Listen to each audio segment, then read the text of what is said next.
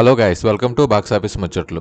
The demon hunter 1 hour 40 minutes run time తో వచ్చిన ఈ చైనీస్ మూవీ ఇప్పుడు ఎలాగుందో చూద్దాం. ఈ సినిమా బేసిక్ లైన్ వచ్చేసరికి, ఒక రాజ్యంలో డీమాన్స్ అలాగే మనుషులు కలిసి ఉంటారు. డీమాన్స్ మనిషి రూపంలోనే ఉన్నా వాటిని ఎవరూ కనిపెట్టలేరు. అవి అప్పుడప్పుడు మాత్రమే జనాల్లోకి వచ్చి కావాల్సిన మనిషి రక్తాన్ని పీల్చేసి అలాగే శరీర భాగాలను తినేసి వెళ్లిపోతూ ఉంటాయి. అలాంటి క్రమంలోనే డీమాన్స్ కి అలాగే దైవ శక్తులు ఉన్న మనుషులకి యుద్ధం జరుగుతుంది. ఈ యుద్ధంలోనే హీరో యొక్క భార్య చనిపోవడం జరుగుతుంది. హీరో యొక్క భార్య కూడా ఒక డీమాన్ గా మారడం వలన తన ఆత్మ తిరిగి తీసుకురావాలంటే 1000 డీమాన్లను చంపి 1000 డీమాన్ల ఆత్మని ప్రవేశింపజేస్తేనే తన భార్య బతుకుతుందని తన గురువు చెప్పడంతో ఆ డీమాన్ల వేట కొనసాగిస్తాడు. అలా వెళ్లిన హీరో డీమాన్లను చంపి తన భార్యను బతికించుకున్నాడా లేదా అనేది మూవీలో చూపించడం జరుగుతుంది. ఈ సినిమాని ఫ్యామిలీతో చూడొచ్చా అంటే ఎస్ చూడొచ్చండి. ఈ సినిమాలో ఎటువంటి అడల్ట్ కంటెంట్ అయితే ఉండదు. ఈ సినిమా డైరెక్షన్ విషయానికి వచ్చినట్లయితే డైరెక్షన్ వచ్చేసరికి గుడ్ అండి. అలాగే గ్రాఫిక్స్ అలాగే మిగతా విఎఫ్ఎక్స్ వర్క్ కూడా చాలా బాగుంది. చైనీస్ గ్రాఫిక్స్ చాలా వరస్ట్ గా ఉంటాయి, కానీ సినిమా గ్రాఫిక్స్ మాత్రం గుడ్ అని చెప్పుకోవచ్చు.